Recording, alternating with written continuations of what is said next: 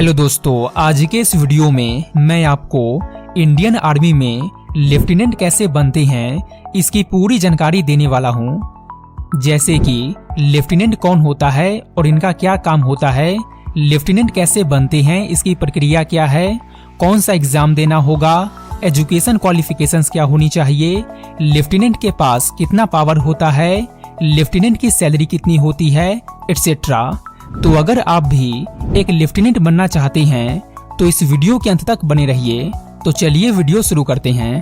तो आइए सबसे पहले जानते हैं लेफ्टिनेंट कौन होता है। आर्मी में एक इम्पोर्टेंट पोस्ट होता है।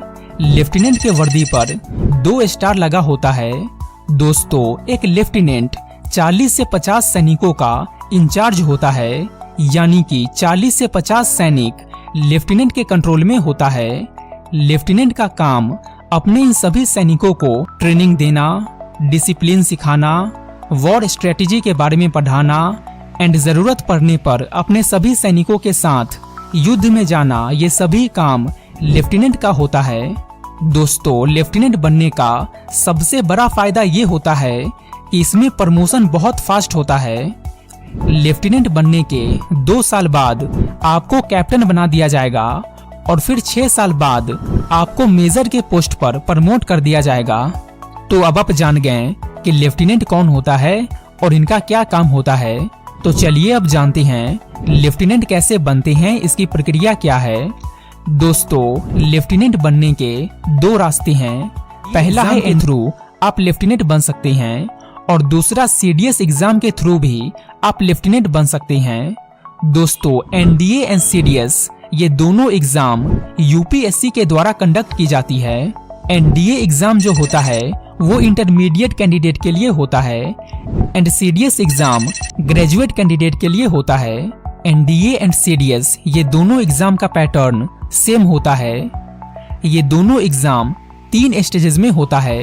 पहला होता है रिटन एग्जाम, दूसरा होता है इंटरव्यू एंड तीसरा होता है medical examination.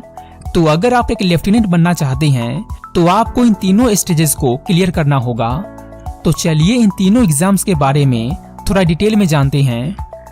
Number 1, written exam.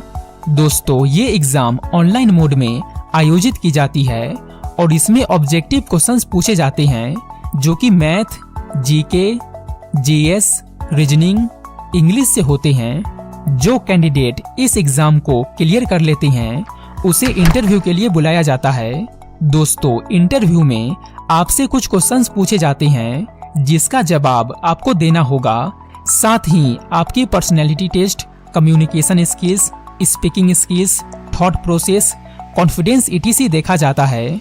इसके बाद होता है मेडिकल एग्जामिनेशन। मेडिकल एग्जामिनेशन में कैंडिडेट की पूरी बॉडी चेक किया जाता है, जिसमें कैंडिडेट की आंख, कान, नाक, मुंह के दांत and lower parts of the body check किया जाता है। तीनों एग्जाम्स को देने के बाद रिटन एग्जाम एंड इंटरव्यू के मार्क्स के आधार पर एक मेरिट लिस्ट तैयार की जाती है।